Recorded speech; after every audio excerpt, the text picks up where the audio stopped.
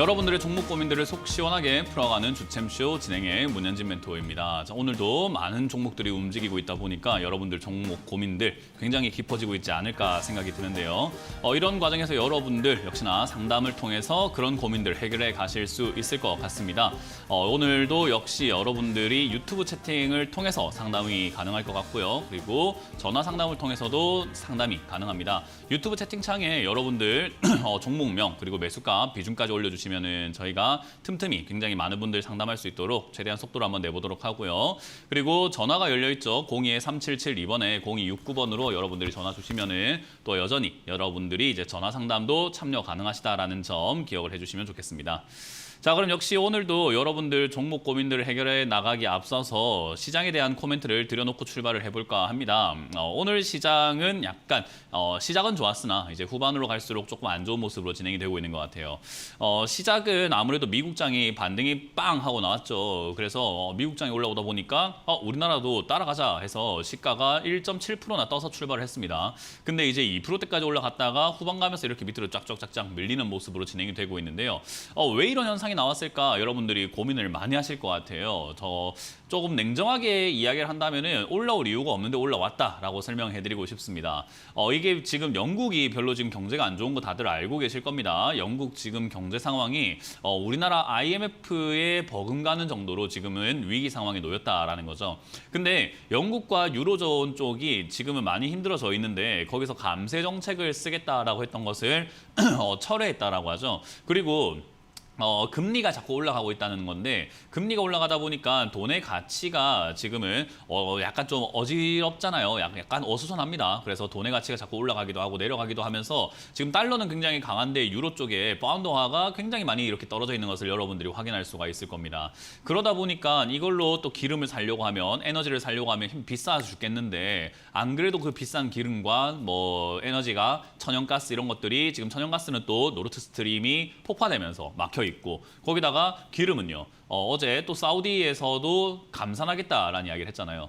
그러다 보니까 이거 지금 기름도 너무 비싸서 연말 이거 괜찮은 거 맞나? 라는 생각을 한번 해보게 되죠. 그러다 보니까 이제 영국은행에서도 뒤늦게서야 우리가 금리를 올리긴 할 건데 채권을 계속 매입을 해갖고 시중에 자꾸 돈을 풀겠다. 그러니까 경기 침체 우려감들을 우리가 조금 해소시켜 볼게 라고 하는 거예요. 근데 이건 또 되게 엇박자 정책입니다. 우리 연준을 보게 되면은 인플레이션 잡기 위해서는 경기 침체 조금 피해갈 수 없습니다. 그러니까 인플레이션 잡는 게 더 먼저다. 인플레이션이 우리에게 고통인 거지 경기 침체는 나중에 우리가 해소를 해볼 수가 있는 문제다. 하지만 인플레이션 이거 잡지 않으면 큰일이다 라고 하면서 금리 인상과 그리고 자산 긴축을 하고 있죠. 근데 반대로 영국은 이렇게 하고 있는 거예요. 금리를 올리면서 양적 완화 정책인 자산 긴축 정책인 금리 인상과 양적 완화 정책인 채권 매입을 동시에 하고 있는 거기 때문에 돈의 가치를 잡겠다는 거야, 올리겠다는 거야, 뭐 하겠다는 거야 라는 거죠.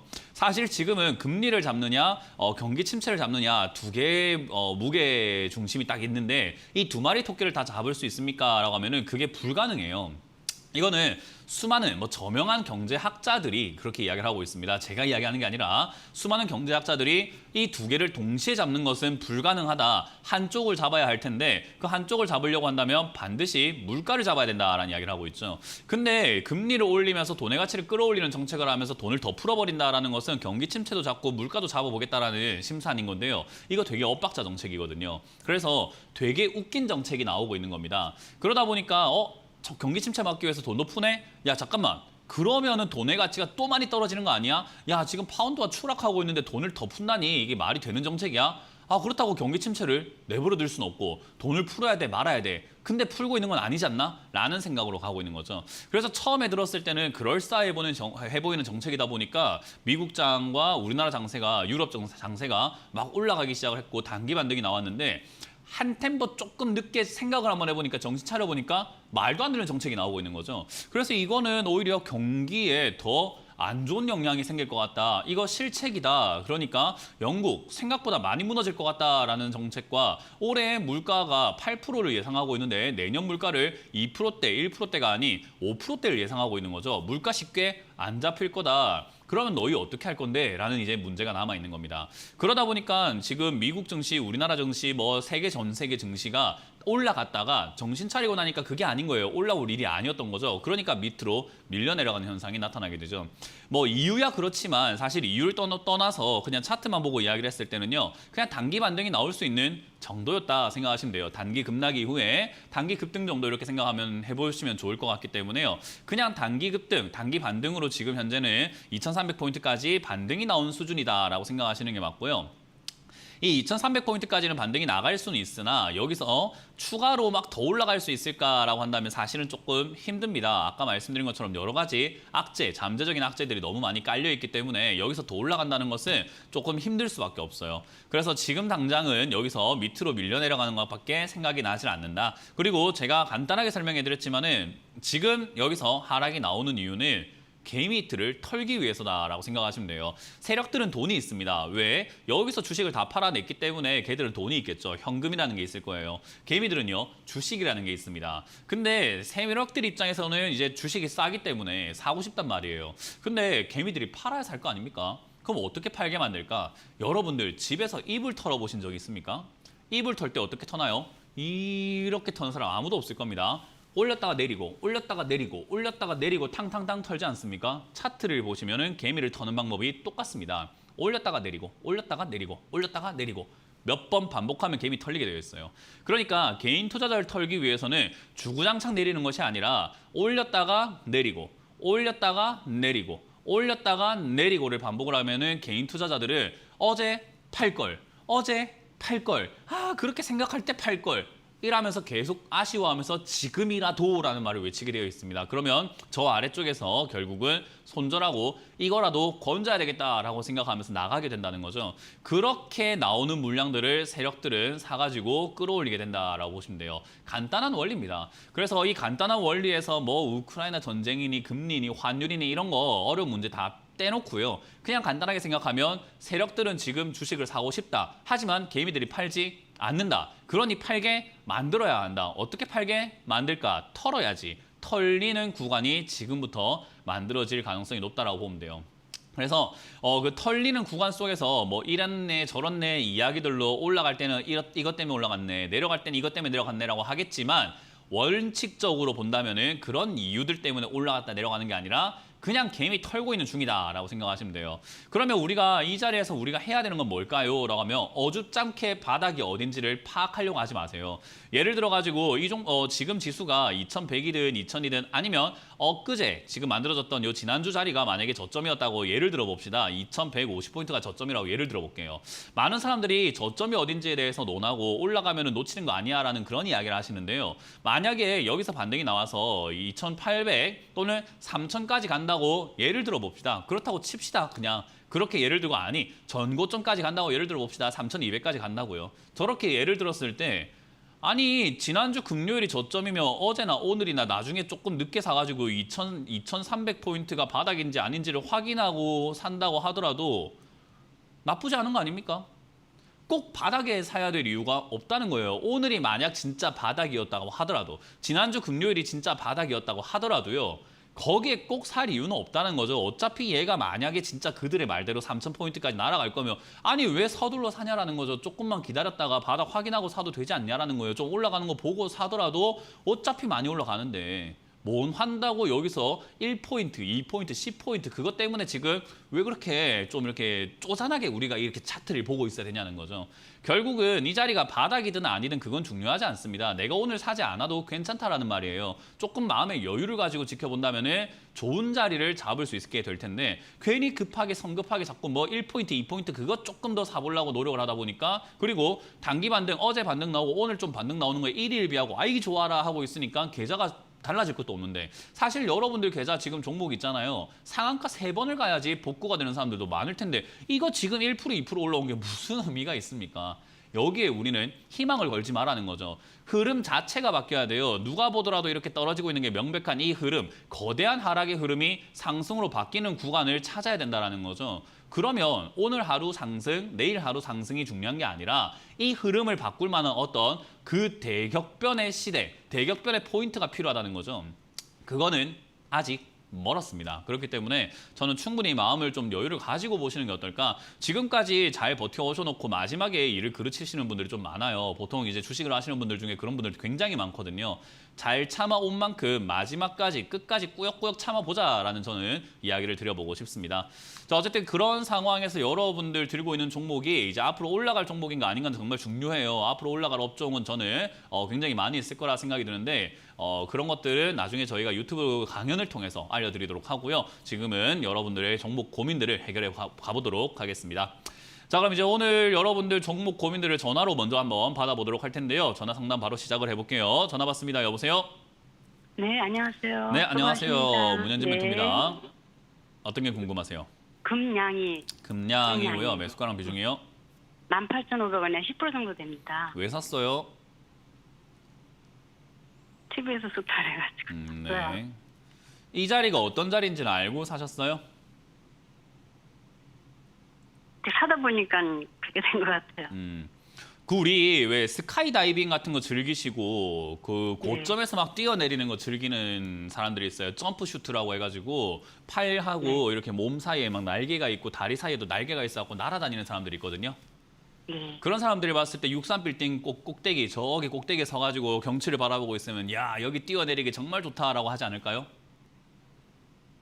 그렇지 않을까요? 그저 스카이다이빙을 하고 낙하산을 타고 행글라이더를 타고 다니는 사람들 입장에서는 야 여기 뛰어내리기 정말 좋은 것 같아. 저기 롯데타워 제일 꼭대기 올라가서도 어때요? 야 한번 뛰어볼까? 여기 뛰면 진짜 좋을 것 같아 라고 하지 않을까요? 그 사람들이 TV에 나와가지고 이 자리는 정말 뛰어내리기 좋은 자리입니다 라고 해서 시청자님이 올라가서 같이 뛸 겁니까? 무슨 말인지 이해가 돼요? 말이 안 되는 소리잖아요. 잘못한 그죠? 것 같아요. 네, 말이 안 되는 소리잖아요. 그 사람들 고점에서 뛰어내리는 걸 좋아하는 사람들이야 절벽에서 뛰어내리고 하늘에서 뛰어내리고 우주에서 뛰어내리든 나랑 상관없잖아요. 나는 그런 게 무서운데. 네. 그러니까 이 금양이라는 자리는요. TV에서 좋다고 네. 하는 자리는 단타 치기 좋다라는 거죠. 그러니까 실력 있는 사람들이 주가 변동을 이용해서 수익을 내는 데 있어가지고는 이렇게 변동성이 있고 고점에서 이렇게 흔들고 있는 종목이기 때문에 잘 잡으면 수익이 날 수도 있지만 잘못 잡으면 이거 낭떨어지거든요. 네. 그런 스릴을 즐기고 그런 매매를 하는 전업 투자자들, 트레이더들은 뭐 이 자리가 좋을지 모르겠어요. 그래서 이런 자리를 사실은 이 방송을 트레이더들이라던가 전업 투자자들이 보고 있다라고는 생각 안 하거든요, 저는. 일반적인 개인 시청자들이 보고 있다고 생각을 해요. 그러면 그런 사람들에게 여기서 뛰어내리기 좋습니다라고 추천하는 사람들은 이상한 사람들 아닙니까? 추천하는 사람도 이상하고 그거를 뭐 알지도 못하고 그냥 들어가가지고 아이고 샀어요 하는 사람도 이상한 사람 아니에요? 이해가 되죠? 금양이라는 종목이 뭐 수소차 관련주니 실적이 좋니 그런 건 상관이 없어요. 이미 주가가 고공행진하고 날아와 있는 자리이기 때문에 이 고점에서는 주가 변동이 굉장히 심해요. 이 주가 변동을 시청자님이 보고 파악을 하고 대응하고 잘 팔고 잘 사고 어떻게 내가 해야 될지를 정확하게 알고 있는 사람이 아니라고 한다면 발만 한번 삐끗하면 바로 그냥 반토막 나는 자리예요. 그럼 이런 자리에 왜 들어가는 겁니까 도대체가? 이런 걸 들고 있을 이유도 없는 거죠. 그러니까 오늘 반등이 나왔을 때 빨리 나고 나왔어야 되는데 그래도 내가 어떻게 할 수 있지 않을까? 그래도 뭔가 올라가지 않을까라는 그런 헛된 희망을 갖고 있는 거예요. 이런 자리에 들어갔으면은 사실 다리가 후들거리기 때문에 빨리 나오는 게 맞는 거예요. 안전을 위해서. 시청자님 오랫동안 건강하게 주식을 하고 싶으신 거 아닙니까? 네. 네, 이렇게 하시면은요 단기간에 쫄딱 망해요. 그러면 오랫동안 할 수가 없어요. 네. 그럼 오랫동안 하려면 이런 자리에서 매매 안 하는 게 제일 좋아요. 그래서 단기 반등 때 바로 정리하시는 게 맞고요. 지금은 일단 뭐 시장이 조금 빠지면 또 밀릴지도 몰라요. 시장이 또 안 밀리기를 기원하면서 안 밀린다면 아마 15,000자리가 지켜질 것 같거든요. 15,500원짜리가요. 네. 지켜지면 단기 반등 나올 수 있는데 그때 정리하시고 안 지켜지면은 그때라도 빨리 나오세요 그냥. 손실 나더라도 내가 잘못 들어간 거잖아요. 그죠? 네. 내가 잘못 선택한 거에 대한 책임은 져야죠. 그냥 15,500원 무너지면 다시 올라오든 뭐든 간에 신경 쓰지 마시고 나오세요. 왜? 나중에 다시 올라오는 거 파악할 수 있는 실력일지 아닐지는 제가 모르겠어요. 이거는 상담이 의미가 있는 게 아니라 내가 직접 보고 내가 매일매일 체크하면서 내가 대응할 줄 알아야 되는 사람들이 여기 있어야 되는 거예요. 네. 그래서 여기서는 지금 대응이 안 된다라고 하면은 제가 정해드린 기준점 15,500원짜리를 잡고 손절하시기를 추천드려보도록 하고 단기 반등 시 본전 매도하시기를 추천드리고 다시는 급등주 사지 마시고 TV에 좋다는 종목을 한번 거르고 생각을 한번 해보시길 바랍니다. 네, 감사합니다. 네. 다음 상담 이어가겠습니다. 여보세요? 여보세요? 네, 안녕하세요. 문현진 멘토입니다. 네네네, 반갑습니다. 네, 어떤 게 궁금하세요? 제주항공요. 제주항공이고요. 네, 매수가랑 비중이요? 24,400원에 20%. 24,400원에 20%요. 예. 일단 제주항공 이거 탈출하기는 굉장히 어려워요. 예. 일단 지금 저 물타기 해볼까 싶어. 물타기도 안 돼요. 왜냐하면 지금 상황을 한번 먼저 파악을 해볼게요. 물타기 되나 안 되나, 기업이 어떻나 이런 걸 떠나가지고 상황 파악을 먼저 해보겠습니다. 요즘 기름값이 다시 올라갈 위기에 놓였어요. 예. 왜냐하면 지금 사우디라던가 이런 데서 감산한다고 하잖아요. 기름 덜 뽑는데요. 덜 뽑으면 기름값이 어떻게 돼요? 비싸지요. 올라갈 가능성이 높아지게 되죠. 거기다가 지금 천연가스가 공급이 원활합니까? 원활하지 않습니까? 러시아 전쟁이 나가지고 원활하지 않은 상태가 되어버렸어요. 그러면 유럽이라던가 천연가스 쓰던 곳에서는 어쨌든 기름 불을 떼야 되기 때문에 에너지를 만들어야 되기 때문에 기름을 쓸 수밖에 없다는 거죠. 그럼 수요가 증가하는데 기름은 덜 뽑겠다. 그럼 기름값은 올라갈 가능성이 높아졌어요. 근데 항공기가 날려면 뭐가 있어야 될까요? 기름이요. 기름이 있어야 돼요. 근데 얘들이 지금 항공이 날아가려고 하는데 기름값 올라가게 되면 운임료가 나올까요? 제대로 나오지도 않는 데다가 지금 코로나 때문에 사람들 여행 가나요? 제대로 여행도 못 가고 있고. 그러면 상황이 이게 지금 당장 이번 달부터 다 내년부터 좋아질까요? 조금 오래 걸릴 것 같으세요? 상황이 좋아지기까지는. 좀 오래 걸릴 내용 아닙니까? 그죠? 그러면 오래 걸릴 내용인데 지금 추가 매수를 해서 물타기 하면 그 물타기한 돈까지 오래 걸리게끔 그냥 물리겠다는 건데 그걸 옆에 있는 사람으로서 말려야 되지 않을까요? 예, 지금 이거 밑 빠진 독에 물 붓기예요. 장독대 밑에가 박살이 나 있는데 거기 물 부어봤자 안 차요. 지금 제주항공뿐만 아니라 항공사 투자하신 분들은요, 각오하셔야 돼요, 이거. 근데 이런 내용들을 저는 이번에 이야기하는 게 아니라 예전부터 항공사 투자하지 마라 이야기를 많이 했거든요. 잘못된 투자라고요. 근데 이거는 지금 어쨌든 상황이 너무 안 좋아졌고 지금 당장 좋아질 가능성도 조금 희박해 보이고 좋아진다고 하더라도 내년 말이나 돼야지 뭐 어떻게 생길 것 같아요. 안 그러면 이게 유상증자하고 난리가 날 거예요.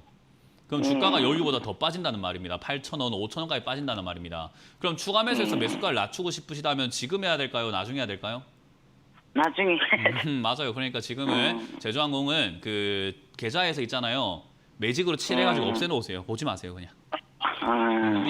내가 이걸 샀다는 걸 잊어버리셔야 돼요. 나는 제주항공을 산 적이 없어라고 잊고 있다 보면 얘가 어느 정도 바닥 잡았을 때 아 맞다 내가 제주항공이 있었지 하고 봐야 되는 종목이에요. 네, 지금부터는 시간 엄청 뺏길 거니까요. 시간을 조금 이렇게 드려보시길 바라겠습니다. 감사합니다. 네, 고맙습니다. 다음 상담 이어가겠습니다. 여보세요? 네, 여보세요. 네, 안녕하세요. 문현진 멘토입니다. 네네. 어떤 게 궁금하세요? 네, 저 현대 엘리베이고요. 현대 엘리베이고요. 매수가랑 비중이요? 네. 57,000원에 30%. 57,000원에 30%요. 네. 현대 엘리베이를 57,000원에 30%를 매수하셨으면요. 일단은 좀 시간이 많이 걸릴 수밖에 없는 타이밍이에요. 57,000원이면 네. 가격이 저 꼭대기거든요. 그죠? 네. 2021년 꼭대기에 사셨기 때문에 시간이 오래 걸릴 수밖에 없어요. 이거는. 더군다나 현대 엘리베이 같은 경우는 남북 경협주로도 주가가 막 움직이고 했었는데 지금 남북 관계가 어떤 것 같아요? 오늘만 하더라도 지금 막 미국 항공모함이 오고 있다 이런 뉴스를 방금 속보로 봤거든요. 네. 네, 북한이 자꾸 미사일 쏘니까는 북한 견제하기 위해서 지금 항공모함 오고 주 내용은 북한 견제지만은 중국이랑 러시아 견제의 목적도 좀 있을 것 같아요. 근데 어쨌든 네. 그렇게 군사 관계가 좀 험악해져 가고 있는 과정에서 현대 엘리베이와 같은 뭐 이렇게 좀 평화적인 종목이 올라갈 입지가 될까요? 안 되죠. 안 돼요. 그러다 보니까 이 현대 엘리베이라고 하는 이 기업 자체가 지금 주가가 올라가기가 상당히 어려운 자리에 놓여져 있고요. 거기다가 지금 시장이 좋아요, 안 좋아요? 안 좋죠. 안 좋아요. 그러면 얘가 지금 코스피 200에 들어가 있는 종목인데 우리가 펀드 상품 같은 거 가입을 할 때 현대 엘리베이 펀드 가입할래요라고 하는 사람 없어요. 거의 코스피 200에 투자해주세요. 코스피 100에 투자해주세요. 뭐 이런 식으로 종목 군들을 모아놓은 그런 어떤 투자 목적을 가지고 이렇게 범주를 크게 정해놓고 투자한단 말이에요. 네. 그럼 한국뿐만 아니라 뭐 기업들도 펀드 상품 가입을 하고 저기 외국인들도 뭐 펀드 상품 가입할 텐데 거기에 들어가 있는 코스피 200에 들어가 있는 펀드 자금들이 전부 다 자동 손절을 하고 있어요. 주가가 내려가면 자동 손절을 하거든요. 그러면 이런 코스피 대형주들은 지수가 빠지면 힘이 있다는 말일까요? 누가 자꾸 팔아내니까 힘이 없다는 말일까요? 힘이 없겠죠. 맞아요. 그럼 지수가 안 좋으면은 이런 대형주들은 그냥 박살나는 거예요. 그러면 대형주를 투자할 때는 마음의 여유를 두고 가져가야 되는 게 이런 하락장에서의 마음의 여유가 있어야 되는 거죠. 그럼 비중이 30%이기 때문에 사실 마음의 여유가 부족해질 수 있지만 저는 현대엘리베이라는 이 기업 자체로만 따져본다면요 나쁘다고 생각하지 않아요. 이 기업은요 사실 뭐 우리가 현대엘리베이, 엘리베이터만 만들겠지라고 하는데 생각보다 수많은 업종들을 다 이렇게 영위하고 있거든요.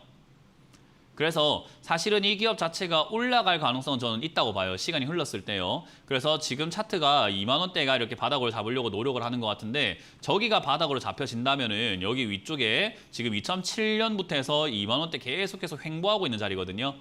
그래서 이 아랫자리까지 내려가게 되면은 여기서 바닥 잡는지 확인하고 추가 매수를 과감하게 50% 이상까지 해놓는 것이 저는 좋다라고 생각을 해요. 네. 대신에 그때까지 기다려야 되고 바닥 잡는지 지켜보려면 방금 말씀드린 것처럼 시장이 빠지면 이제 또 빠집니다. 시장이 네. 먼저 바닥을 잡는 걸 확인을 해야 돼요. 얘는. 그럼 시장 네. 바닥 안 잡으면 현대엘리베이라는 종목을 따로 볼 필요가 있습니까? 없습니까? 없어요. 네, 코스피만 보시면 됩니다. 앞으로. 네. 네, 코스피만 보시면서 코스피가 더 이상 안 떨어진다 싶을 때 추가 매수를 하는 게 좋고 고민되시면 다시 한번 전화 주셔서 상담 받으시는 게 좋겠죠. 네네. 그래서 일단은 추가 매수는 지금 하는 게 아니라 2만 원대, 2만 원 이하 바닥 잡는 거 확인하고 시장 안 빠지는 거 확인하고 단기 반등을 이용해서 여기서 추가 매수를 해야 된다. 단기 반등을 이용하면 아마 이렇게 많이 빠진 기업들은요. 시장 반등 나올 때 꽤 강하게 올라가요. 그때 탈출을 노려보시는 것이 맞습니다. 네. 네, 잘 정리하시기 바랍니다. 네. 다음 상담 이어가겠습니다. 여보세요? 네, 여보세요? 네, 안녕하세요. 문현진 멘토입니다. 아, 예, 안녕하세요. 네, 어떤 게 궁금하세요? 펄 어비스 7만 1,000원에 10%. 7만 1,000원에 10%요? 네. 많이 고생하시겠는데요, 이것도. 일단 뭐 펄어비스가 뭐 도깨비였나요? 신작 게임 도깨비인가 뭐 그것 때문에 사람들의 관심을 한번 집중을 시켰었어요.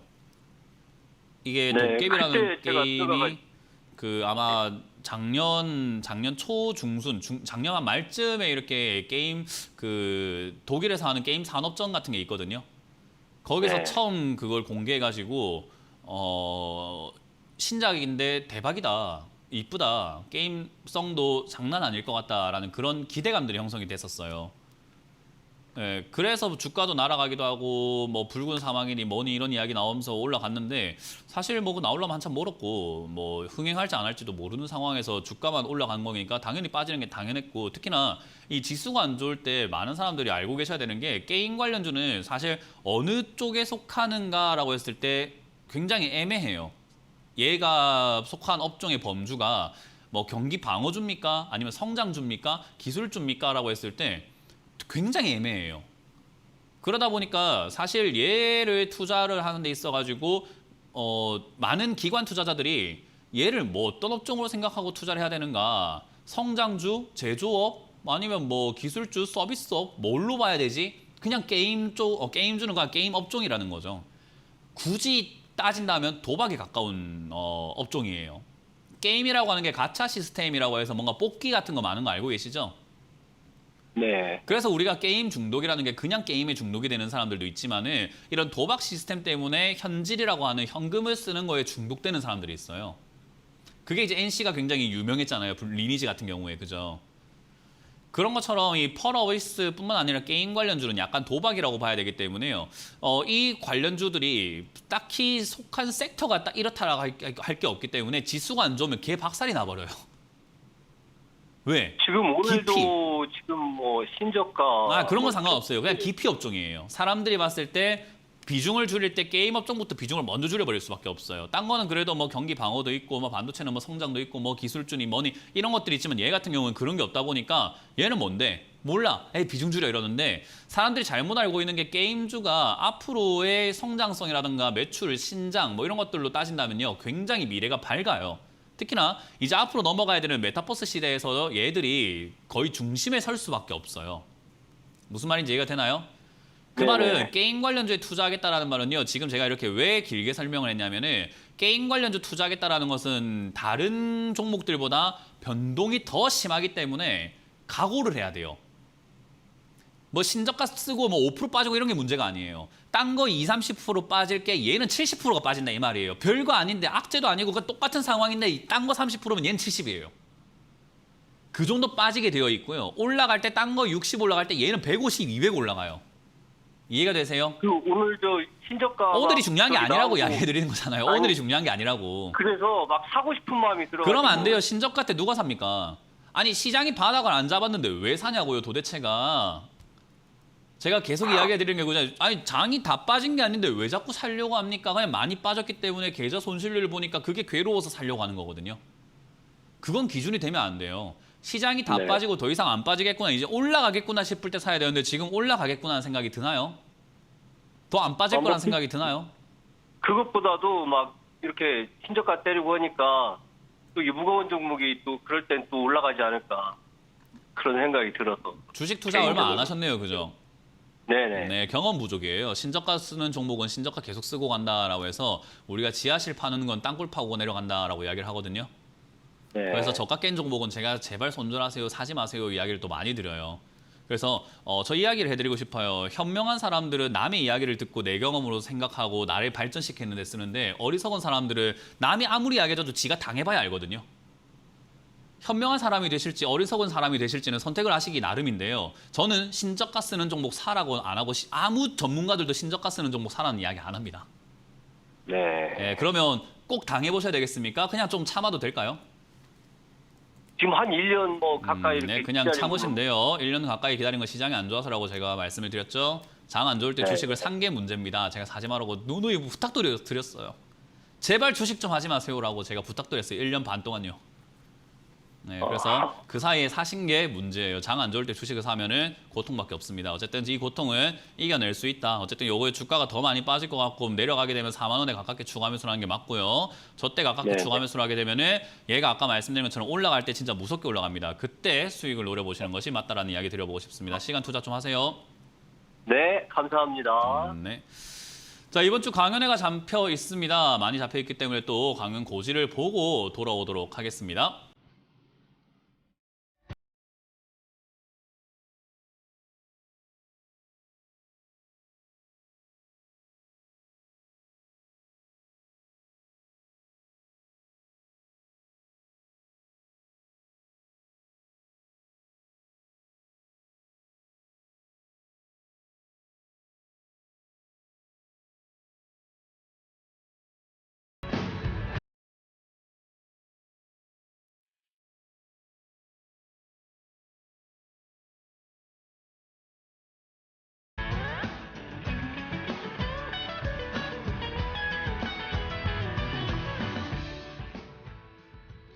네, 오늘 오후 9시에 또 김영구 대표님의 강의가 준비가 되어 있고요. 그리고 내일은 김도호 대표님의 강의가 준비가 되어 있죠. 또 장 안 좋을 때 공부하는 게 제일 좋습니다. 많은 분들이 맨날 종목, 내 종목 하시는 분들 많은데 내 종목을 실제로 좀 이렇게 분석을 할 수 있는 능력을 여러분들이 키우게 된다면은 마음이 좀 더 편하지 않을까요? 어떻게 할지 모르니까 여러분들이 항상 불편하신 거잖아요. 그런 거 우리 또 두 분이 굉장히 강의를 잘 해주시기 때문에 또 많이 오셔가지고 배워가시길 바라겠습니다. 자, 그럼 여러분들 종목 고민들을 유튜브로 올라온 종목들을 체크를 해보면서 상담 진행을 해보도록 하겠습니다. 크래프톤인데요. 뭐 일맥상통하겠죠. 방금 상담했던 펄어비스와 똑같은 내용입니다. 내용은 게임 관련주기 때문에 똑같다 보시면 되고요. 매수가가 47만 원대입니다. 뭐 매수가도 거의 뭐 비슷한 것 같고 물려있는 것도 거의 비슷한 것 같은데 방식은 똑같다 보시면 됩니다. 15% 정도 물려 계시는데요. 역시나 오늘 신저가 쓰고 내려가고 있습니다. 게임 관련주 약할 수밖에 없어요. 아까 말씀드린 것처럼 지수가 안 좋을 때 게임 관련주가 올라가지를 못합니다. 게임 관련주는 지수가 좀 좋을 때 올라가는 그 힘이 있어요. 거기다가 장이 안 좋고 경제가 안 좋아지게 된다 하더라도 게임에 돈을 쓰게 됩니다. 사람들이 술도 마시듯이요. 그리고 경기가 안 좋아지면은 술을 마신다라고 하잖아요. 술 주점들이 잘 된다라고 하잖아요. 그런 거랑 똑같은 맥락이에요. 이 게임 관련주는 경기가 안 좋다고 매출이 줄거나 경기가 좋다고 매출이 올라가는 그런 산업군은 아니에요. 약간 도박성이 있다 보니까 그냥 중독된 사람들이 밤낮 안 가리고 쓰게 되는 게 게임 관련주예요. 그래서 게임 관련주는 그렇게 돈을 버는 곳이다 생각하시면 되거든요. 그러면 이런 기업들이 지금 당장 경기가 안 좋다고 해가지고 어떨 것인가? 경기가 안 좋은 건 상관이 없고요. 지수가 안 좋은 게 영향이 있어요. 지수가 안 좋으면은 투자자 입장에서는 꼴보기 싫은 게 게임 관련주예요. 아까 말씀드린 것처럼 섹터가 불분명하거든요. 그래서 이제 그러다 보니까 손절 물량들이 굉장히 많이 나올 수밖에 없고 매수세가 뚝 떨어지는 경향이 있습니다. 그러다 보니까 딴 종목이 막 반토막 날 때 얘는 막 90% 박살나고 이래요. 그래서 변동폭이 크다라는 걸 이용을 해야 돼요. 그래서 비중이 15%면 이용하기 딱 좋은 비중이다 생각이 들고요. 좀 더 빠져서 15만 원대까지 밀린다고 하더라도 겁먹을 게 아닙니다. 어차피 그때 팔 것도 아니고 지금 팔 것도 아닌데 왜 손실에 대한 걱정을 하세요? 내려왔을 때 더 사가지고 매수가를 낮추고 올라갔을 때 팔 생각을 해야죠. 그래서 이건 올라갈 때 무섭게 올라갈 수 있다. 그때 내려왔을 때 총알 장전해 놓듯이 방아쇠를 당기기 준비 위해서 딱 당겨 놓듯이 약간 그런 느낌으로 보시고 밑으로 내려가면 매수가를 낮추자. 15만 원대에 추가 매수 의견을 드려보도록 하고 15만 원 됐다고 해서 추가 매수 하는 게 아니라 지수가 자리 잡는지 안 잡는지가 좀 더 중요하다는 점 기억을 하시면 좋겠습니다. 다음 종목도 넘어가 보도록 하겠습니다. 다음 종목은 또 유튜브에 올라온 종목인데요. 덕신하우징입니다. 덕신하우징을 지금 매수가가 2,240원에 10%를 매수하셨다라고 하면요. 사실은 탈출이 조금은 많이 힘드실 겁니다. 왜냐? 일단 건설 관련주들이 좀 쓸데없이 올라왔다라고 제가 표현을 하고 싶은데요. 덕신하우징과 같은 이런 기업들, 건설주 이런 것들이요. 좀 택도 아니게 올라왔었어요. 정치 테마로 엮이면서 뭐 아파트를 뭐 공급을 더 할 것이다라는 그런 정책에 올라오기도 하고 뭐 재건축 이야기 올라오기도 하고 뭐 홍수났다고 올라오기도 하고 뭐 때문에 올라오기도 하고 그러니까 쓸데없이 좀 많이 올라왔고 신공항 때문에 올라오기도 하고요. 좀 그렇게 택도 아니게 올라와 버리다 보니까 기업의 가치랑은 무관하게 정치 테마주가 되어버렸어요. 그러면 정치 테마주들은요. 결국 정치 이야기가 나올 때 또 올라오는 경향이 있습니다. 그 말은 다음 대통령 선거 제가 헛웃음이 나오죠. 다음 대통령 선거까지 기다려야 돼요. 이건 어쩔 수가 없어요. 그때까지 계속 이러고 있을 거라는 거죠. 왜 지금 사가지고 고생을 하시는지 조금 이해는 안 갑니다. 어쨌든 요거는 지금은 굉장히 고생길이 열렸다. 아래쪽인 1,200원대 가깝게 저기서 횡보를 하고 난 다음에 올라올 가능성이 높은데 저기서 올라올 때 지금 지난번도 그렇지만은 1,800원, 1,900원까지는 올라오는 힘이 있죠. 내려간다고 하더라도요. 그래서 지금 내려갔다가 올라오게 되면은 몇 개월이 걸릴지는 잘 모르겠지만 내려갔다 올라왔을 때 2,000원까지 한번 올라와주는 힘이 있을 겁니다. 그때 매도한다 생각하고 전략 매도 전략으로 가져가시는 게 어떨까? 지금은 아니고 시간이 좀 지나면 한번 튀어오르는 힘이 있는 기업이니까 홀딩해서 튀어오를 때 정리하자라는 의견을 드려보도록 하겠습니다. 다음 상담도 이어가도록 하겠습니다. 다음도 유튜브에 올라온 종목인데요. 로보스타입니다.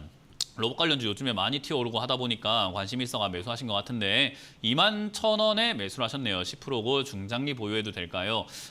굳이 엄밀하게 나눈다면 중장기에서 중은 뺐으면 좋겠어요. 장기 보유로 가는 게 맞죠. 안 사는 게 제일 좋았습니다. 저는 늘 이야기하는데요. 지금 주챔쇼 상담하는 모든 분들한테 제가 드리고 싶은 공통적인 답변은요. 안 사는 게 제일 좋았다라는 거죠. 그거 왜 안 사는 게 제일 좋았습니까? 장 빠진다고 그렇게 이야기를 했잖아요. 장 빠지면 종목 다 장사가 없다고요. 장 빠지면 다 빠집니다. 다 빠지니까 사지 마세요라는 이야기를 그렇게 드렸는데도 샀다? 그건 이제 뭐 어쩔 수가 없는 거고요. 결국 지금부터는 그냥 장기 보유로 갈 수밖에 없는 상황이에요. 시장이 바닥 잡을 때까지 가져가시는 게 맞고요. 로봇 관련주들이 지금 이제 뭐 산업 전시회 같은 거 가보시면요. 로봇들이 점점 진화를 하고 있고 상용화 되어 갈 준비가 되어 있습니다. 그래서 단순 반복 작업들 있잖아요. 우리 공장 가면은 우리 사람들이 하고 있는 단순 반복 노동들 그런 거를 로봇이 대체할 수 있대요. 뭐 진짜 이렇게 아주 단순하게 물건을 분류하는 작업부터 해서 뭐 이렇게 들었다가 놓는 작업부터 해서 그런 것들은 로봇 한 대에 2천만 원대에서 3천만 원대라고 합니다.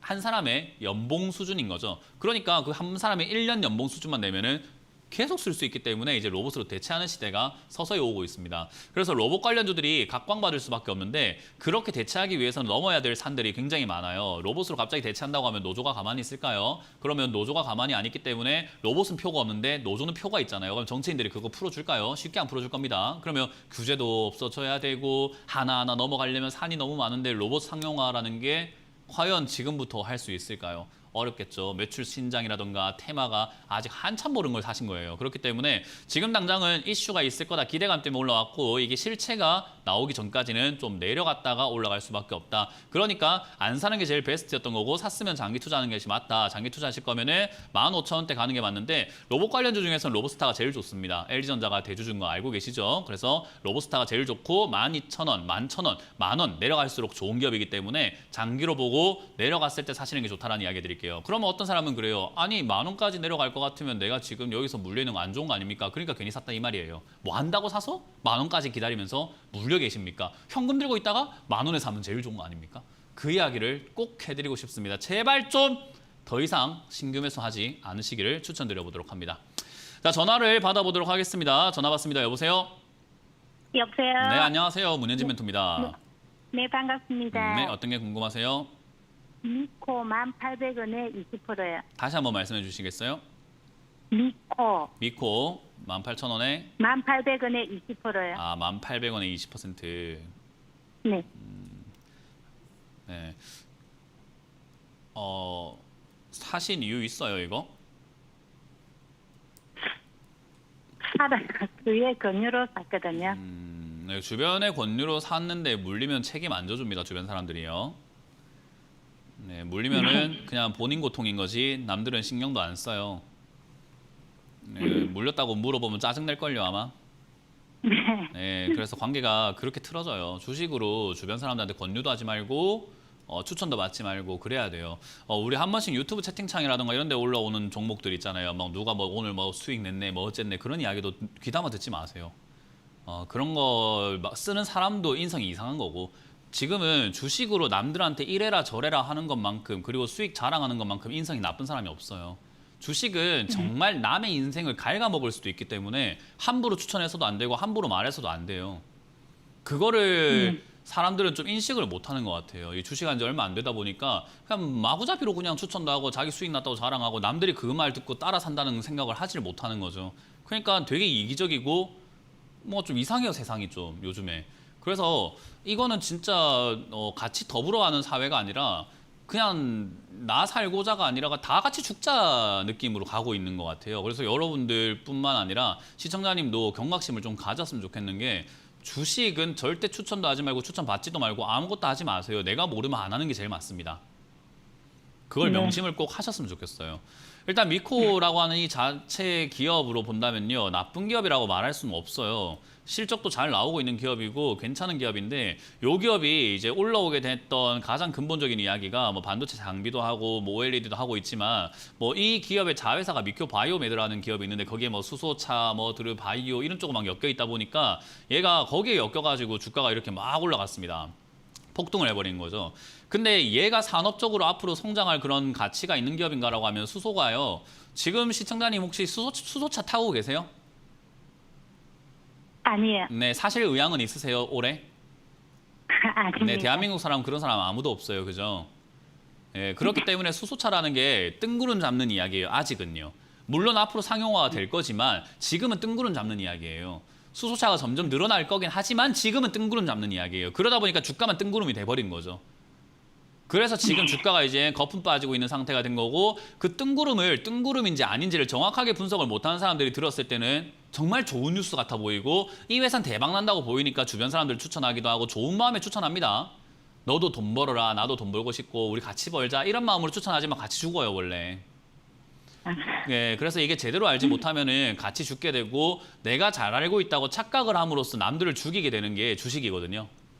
왜냐하면 시청자님한테 이 돈이 큰 돈인지 아닌지 모르겠지만 시청자님이 남한테 추천했는데 그 사람은 병원비를 썼다고 생각 한번 해보세요.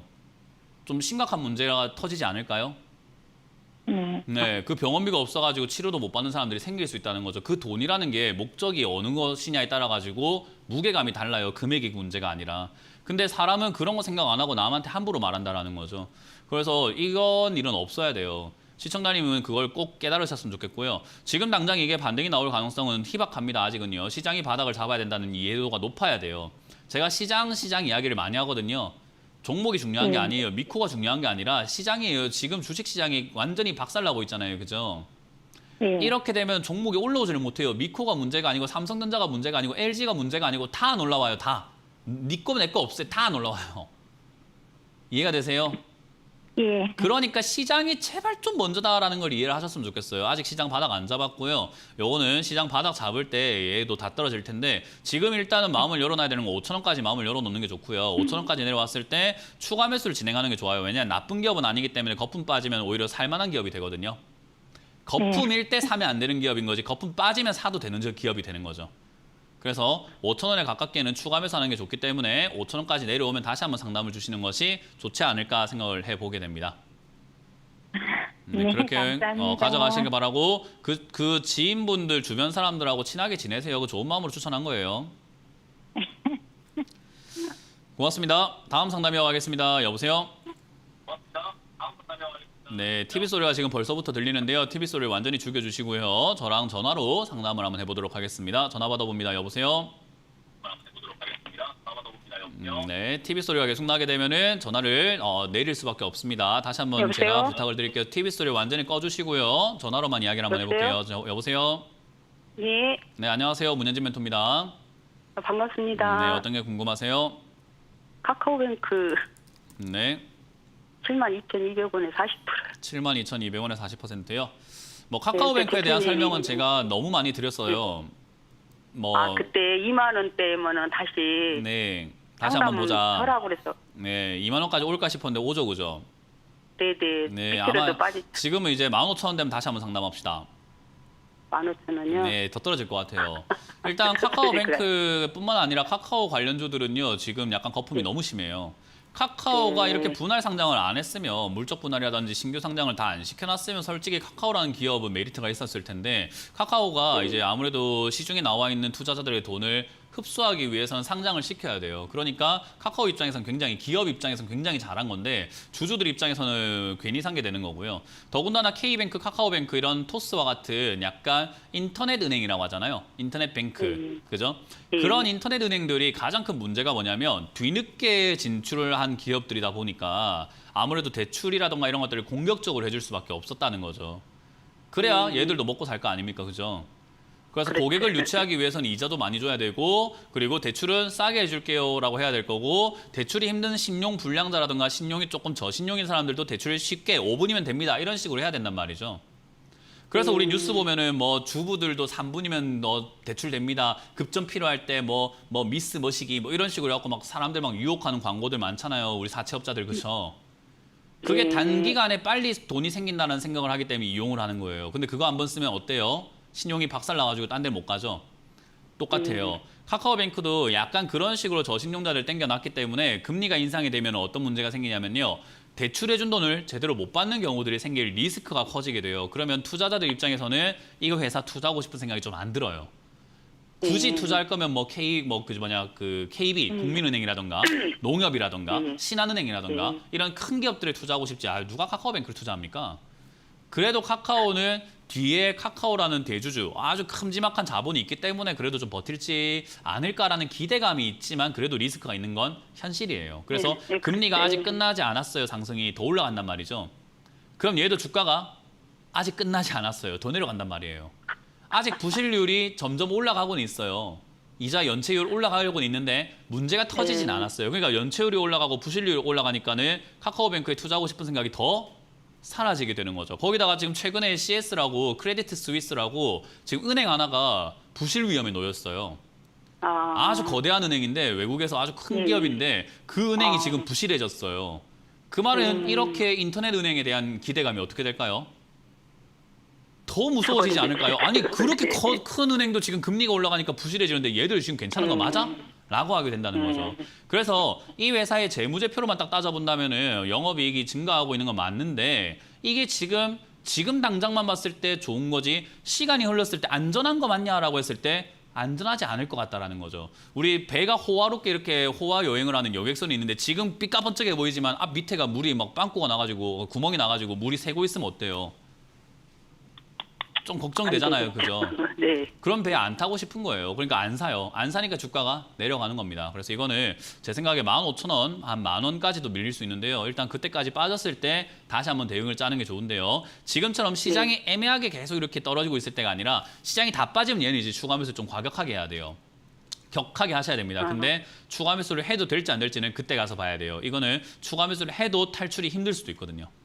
그렇겠죠. 네, 그래서 이거는 추가 매수보다는 안 하는 쪽으로 일단 가닥을 잡고 15,000원이나 10,000원까지 왔을 때 시장이 다 빠지면은 그때 다시 한번 보자. 그러면은 아마 30,000원까지 반등이 나올지 40,000원까지 나올지를 그때 대해서 한번 생각해 보면서 전략 짜는 게 맞을 것 같아요. 지금은 그러면 홀딩 해야 되겠네요. 네, 방법은 그냥 홀딩밖에 가지고 없습니다. 왜냐하면 지금 손실을 내면 너무 커요, 손실이. 네, 이게 많은 액수거든요. 40%라서. 네, 맞아요. 40%까지 있어가지고 이거 복구하기가 많이 힘들어요. 그래서 차라리 한 종목으로만 꾸준히. 왜냐하면 이게 상폐될 기업은 아니거든요. 그러니까 없어지지 않으면 들고 가면 되잖아요. 그러니까 좀 들고 간다 생각하고 홀딩하시길 바라겠습니다. 감사합니다. 네. 다음 상담 이어가겠습니다. 여보세요? 여보세요? 네, 안녕하세요. 문현진 멘토입니다. 네, 안녕하세요. 네, 어떤 게 궁금하세요? 네, 현대 로템. 현대 로템이고요. 27,500원에 30%요. 네. 오늘 첫 상담하고 비슷하네요. 고점에 올라온 종목은 이 네. 차트를 좀 보고 호가를 좀 보고 대응이 좀 가능한 사람, 빠릿빠릿한 사람, 순발력이 좋고 결단력이 좋고 차트에 대한 이해도가 좋고 상담 안 받아도 될 정도 실력이 있는 사람들이 들어와야 돼요. 네. 시청자님은 그런 사람인가요? 아니면은 실력이 조금 아니죠. 부족한 사람인가요? 주식 초보자예요. 네, 그러면 안 하는 게 좋아요. 이런 기업은. 네, 이런 네. 기업은 굳이 사가지고 뭐 이렇게 득보는 것보다는 사서 기다려서 오랫동안 홀딩을 해가지고 수익 내는 게 맞아요. 근데 우리가 당장 이렇게 당장 눈앞에 있는 수익 빨리빨리 수익 나왔으면 좋겠다 이 생각에 막 빨리 움직이는 종목을 사거든요. 네. 근데 그 결과가 수많은 시청자분들이 아마 이거는 공감하실 건데요. 그 결과가 네. 항상 안 좋아요. 100이면 100 다 안 좋아요. 그러면 네. 왜 그렇게 해야 됩니까, 우리가? 안 좋을 게 뻔한 거를 왜 해야 됩니까? 안 해도 되지 않을까요? 네. 아니 100명을 봤는데 100명이 이렇게 매매해가지고 계좌가 망하고 손실나고 돈을 잃고 땅을 치고 후회하고 울고 불고 가정이 파탄나고 건강도 해치고 그런 일들이 우리가 가만히 보면 너무나 많은데 10,000명을 보면 10,000명이 다 그런데 왜 이렇게 해야 될까요? 할 이유가 있습니까? 아니요. 없어요. 진짜 눈꽃만큼도 없어요. 그러니까 제발 올라온 종목 급등한 종목 사지 말라는 거예요. 왜? 이런 거 사가지고 수익 낼 수 있는 실력이 되면 제가 말리더라도 해도 돼요. 실력이 네. 있으면 마음껏 해도 돼요. 근데 네. 실력이 없는 사람은 굳이 여기에 들어오게 되면 너무 힘들어요. 그럼 왜냐하면- 지금이라도 손절을 해야 예, 될까요? 맞습니다. 정확하게 이해를 하신 거예요. 지금이라도 손절하는 게 맞아요. 저는 그냥 빨리 네. 매도하셨으면 좋겠어요. 왜냐하면 이게 네. 여기서 막 반등 나온다고 했는데 떨어지기도 하고요. 내려간다고 했는데 올라가기도 해요. 왜냐하면 제가 신도 네. 아니고 지금 당장 내일, 모레, 뭐 일주일 뒤에, 뭐 한 달 뒤에 주가 차트의 흐름을 다 예측할 수는 없는 거 아니겠습니까? 맞출 수는 없어요. 네. 그러니까 저도 이거를 만약에 제가 사서 들고 있으면은 내려가는지 올라가는지 매일매일 지켜보면서 올라가면 올라가는 대로 내려가면 내려가는 대로 대응을 해줘야 된단 말이에요. 네. 저조차도 그런데 시청자님하고 이 지금 한순간의 상담으로 이 길을 모든 걸 안내해드릴 수 없다 이 말이죠. 네. 그러니까 저는 시청자님이 이 상담 한 번으로 모든 걸 해결할 수가 없기 때문에 걱정이 네. 돼서 일단은 지금 손절하는 게 제일 낫고요. 만약에 네. 기준을 좀 잡고 대응하고 싶다라고 하신다면은 25,000원짜리가 네. 무너지면 손절, 반등 나오면 네. 28,000원 매도하신다 생각하고 대응을 네. 한번 해보시는 것도 나쁘진 않아요. 네. 대신에 다시는 이런 매매 안 하시는 게 좋을 것 같습니다. 시청자님 계좌에도 인생에도요. 네, 감사합니다. 네, 고맙습니다. 네. 자, 다음 상담은 유튜브로 올라온 종목을 한번 보도록 하겠습니다. 유튜브에 올라온 종목 중에서 두산이라는 종목이 올라와 있네요. 두산 지금 85,000원에 매수를 하셨고요. 15%라고 하셨는데요. 이것도 마찬가지예요. 거래가 이렇게 많이 발생이 되고 있다는 건 사람이 붐비고 있다는 거죠. 붐비고 있는 곳에서 내가 장사를 한다는 것은요. 사람 없는 데보다 장사를 했을 때 뭔가 팔릴 확률이 높겠죠. 근데 사람 많을 때 오히려 내가 팔려고 하는 물건이 제대로 되지 않는다면은 물건 재고가 남아버리게 되겠죠. 그러니까 사실 사람 많냐 없냐보다 중요한 건 실력이죠. 내가 그걸 볼 수 있는 안목인 건데요. 85,000원에 이렇게 매수하셨다라는 것은 단기적인 관점을 잡고 대응을 했다라고 생각을 하고요. 그렇기 때문에 단기적인 저점 지금은 75,000원짜리가 무너지면은 정리하시는 게 맞아요. 저는 굳이 이런 매매를 왜 하는지 잘 모르겠어요. 단기적으로 이렇게 막 샀다 팔았다 하는 건 너무 피곤하지 않습니까? 그래서 저는 이렇게 안 했으면 좋겠는데 굳이 그렇게 하셨다라고 하니까 뭐 저는 75,000원 무너지면은 손절이 맞다 생각이 들고요. 반등 나오면은 90,000원에 가깝게 또는 90,000원 올라왔을 때 돌파가 일어나면 110,000원까지 가져가도 좋은데 저점 75,000원 손절을 먼저 기억을 하시는 것이 좋다. 단타 안 하시는 걸 추천드려보도록 하겠습니다. 자, 이렇게 오늘 상담 마무리 지을 수 있을 것 같습니다. 시장 여전히 뭐 안전하다라고 말하기는 좀 힘든 시장인 거 다들 공감하시고 알고 계실 거예요. 근데 내 마음속에 있는 그 조급함, 뭔가를 해야 된다라는 그 강박관념, 뭔가 이러고 있으면 내가 뒤처지고 돈을 잃는다라는 생각을 하시는데 아무것도 안 하면 잃는 것도 없고 얻는 것도 없어요. 그냥 아무것도 안 하면 제일 좋지 않겠습니까? 그냥 좀 쉽시다. 좀 쉬어가는 과정이고 지금 이제 끝물이 거의 다 왔어요. 이 끝물에 왜 자꾸 이렇게 서두르세요? 마지막일수록 더 꾹꾹 참아야 된다라는 이야기를 해드리고 싶네요. 자, 어찌됐든 장 이제 거의 끝에 다 왔습니다. 마지막까지 유종의 미를 잘 거두시길 바라면서 저는 물러가도록 하겠습니다. 지금까지 문현진 멘토였습니다. 고맙습니다.